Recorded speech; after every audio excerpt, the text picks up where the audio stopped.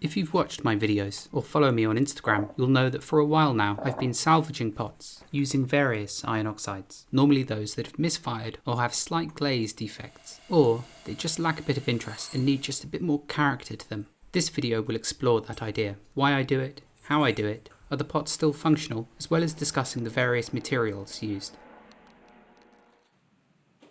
This is roughly how they look once fired. And the best thing about this is that no two pieces are the same. I adore the combination of the green glaze against the matte, metallic surfaces, although matte really is the wrong word, as depending on the angle you look at these, or how the light hits them, they can also be extremely shiny, like a mirror almost.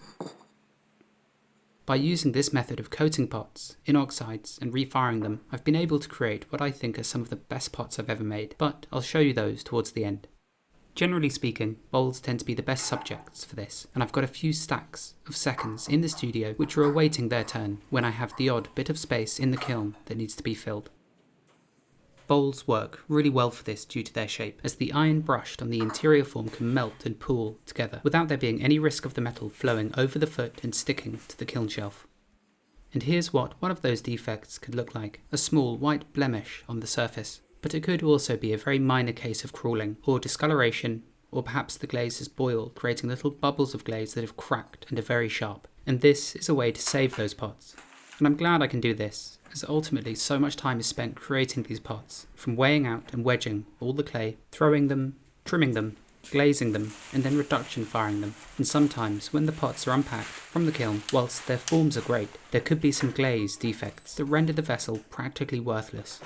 They're pots that I no longer want to sell at full price, and typically, and this might be just me, I don't really like selling seconds either. I give them to friends or family, or visitors to the studio, but generally speaking, I like to sell what really is my very best work.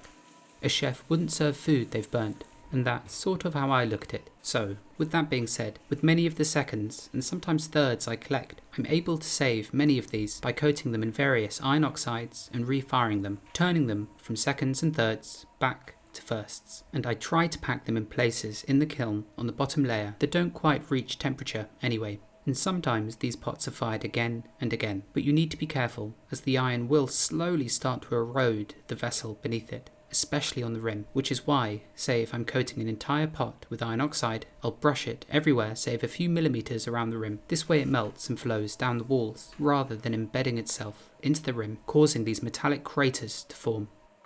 With all that being said, as some of the pots I've saved with this technique recently have been my favourite, I'm going to do a few tests to see whether I can achieve this look in just one firing, as I'd like to be able to intentionally make pots like this without having to fire them time and time again.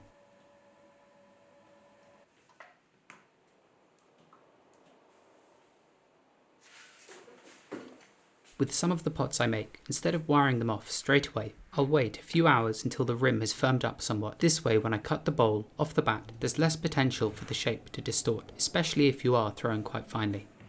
The last thing I need to mention before we really get into this video is that if you are using an electric kiln and you're firing in oxidation, the results I get in this video will not be the same as yours. I do all of my glaze firing in reduction in a gas-fired kiln, and in this atmosphere, iron is a flux, instead of being refractory, meaning it doesn't melt or move much in oxidation.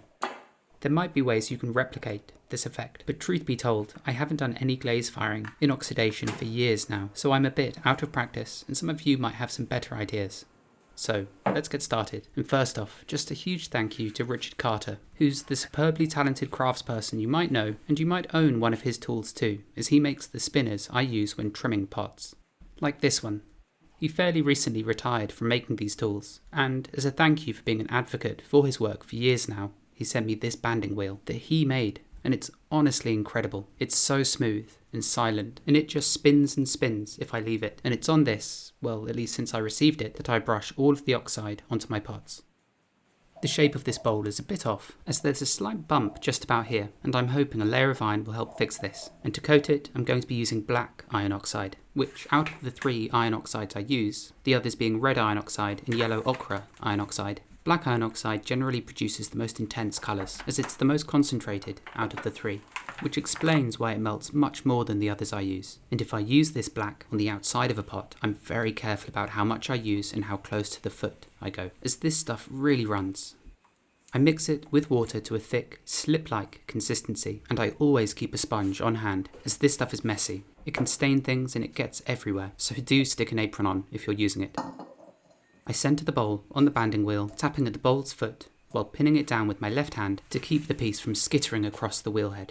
I then load the brush up with Oxide and liberally coat a layer of it over the bowl, although as this stuff really melts and moves, I try not to let too much pool in the very bottom. Instead I brush it evenly across the entire surface, brushing it right up to the rim but not over it. As in this instance, I don't want the metal to cascade over the exterior form. I then sometimes use a sponge just to neaten up the line of Oxide around the rim. And here's that bowl that has the white spot, which once again is just brushed over with a thick layer of black iron oxide.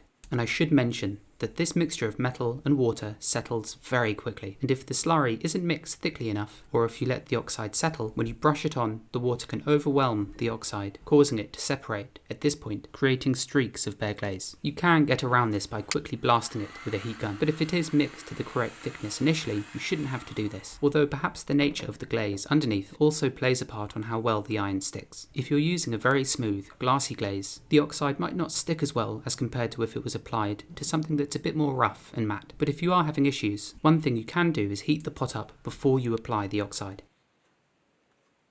Next, I'm going to be using some yellow iron ochre. This is much less concentrated than the black, and therefore I can use it on the outside of pots without worrying about it flowing over the foot and sticking the pot to the kiln shelf. In fact, it's rather remarkable how stable this stuff is, but I suppose if the glaze you're using initially is quite fluid, then you could quickly exacerbate that and run into issues. But the feldspathic crackle glaze that originally coats this pot barely moves anyway. This is a pot going in for its third firing. Sometimes it's only two, but in this case it was still looking rather patchy, so I thought another layer of iron was necessary. If there's no oxide on the outside of the pot, they're easy to pack inside the kiln. But if oxide is coated over the entire vessel, then it has to be placed on a prop, as once the layer of iron oxide dries, there's no way you can pick it up without oxide coming off on your fingertips, even if it's dry. So by placing the jar on a prop, once coated in oxide, I can simply lift the pot away with that, without touching the actual pot. And I'll also pack it into the kiln on the prop too. Here's my current batch of pots waiting to be fired. Most I'll place in the bottom layer of the kiln, but others, especially the smaller ones, can be used to fill spots in the kiln I can't otherwise use. If there's no oxide on the outside, they're easy to pack. But the yellow bowl with oxide on the outside, I need to make sure I hold it just by the foot, as not to damage the oxide on the surface. The green glaze left on the outside will also benefit from a second firing. I must have rubbed away a bit too much glaze on the outside of this piece in spots. They are only subtle, but the glaze on the inside also wasn't thick enough. But spots like this alone, especially on the dark green glaze, can really stand out. So if there is too much of this, I'll often save these pots for refiring too. All of these pots can then be placed inside the kiln, and I often raise these vessels up on platforms above the rest of the work to really try and utilise as much space as I can. The bottom layer in my kiln always fires a bit lower in temperature as compared to the rest, and I actually pack this layer with the taller pots on the left and right, and then towards the middle those shorter pots. This way there's a cavity of sorts in the centre wherein the flames can easily flow and distribute throughout the pots. The following morning, the kiln is lit, and it's fired gradually throughout the day over about a 9-hour period to 1290 degrees Celsius, which is about cone 10. At 860 degrees Celsius precisely, I initiate the reduction atmosphere by increasing the gas pressure, air pressure, and by sliding the dampers to be half closed. This causes too much fuel to build up in the chamber, and as there's not enough oxygen, it can't burn efficiently. As a result, oxygen begins to get stripped away from the clay and glazes and the oxides themselves. And it's this which creates certain colours and textures that are only achievable with a gas-fired reduction kiln. About 36 hours later, once the kiln has cooled down enough, it can be unpacked. As the iron pot's normally tucked away at the bottom, they usually aren't on show when the door is swung open, but they're in there. And they're always the most interesting pots to unpack, as I never really know what I'm going to get, as the iron really melts and does all kinds of bizarre things, and it can react fantastically over the shape of the pot itself, such as one particular bowl unpacked from this kiln. This is the black iron oxide. All kinds of rivulets have been created, and it pools nicely in the bottom. But as you can see, there's a whole range of tones and textures in the surface of the metal. And here's my favourite, mainly due to how the iron reacts over the step in the rim. I suppose I think of these pots more as sculptural objects, vessels to look at or display, rather than eating your soup out of them. As these pots have been fired and refired and potentially fired again, and coated in various layers of iron oxide, they are inherently rather fragile objects, and all that iron content in them can make them rather brittle.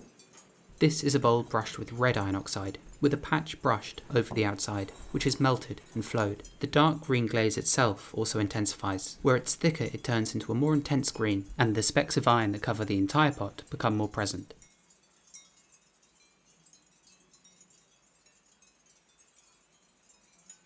Here's that same jar, but fired a third time, and as you can see, the yellow iron ochre barely moves from where it was put. Whereas the black iron oxide, when coated on the outside of a pot, moves a tremendous amount. In fact, I'm quite lucky this bowl didn't stick to the kiln shelf, but I love the iron droplet that's left, suspended in motion. Where the oxide coalesces at the bottom, new and varying shapes are always created, and it really does shimmer depending on the light, which makes these objects very difficult to photograph. My favourite parts of these pots though is how the iron looks on a curved surface when it melts and forms these tiny mirror-like droplets. Prior to this, I'd never really seen anything like it. I suppose oil spot glazes can be similar, but they tend to be rather stationary, whereas these iron flecks melt and move with the shape of the pot so wonderfully. And sometimes they're black, other times they're grey or even red, such as where it's closer to the rim, here. And this pot, for whatever reason, has almost 2 bands of colour on the outside, despite it being just one layer of the same oxide. I wish I could repeat this, but perhaps not being able to is the beauty of it.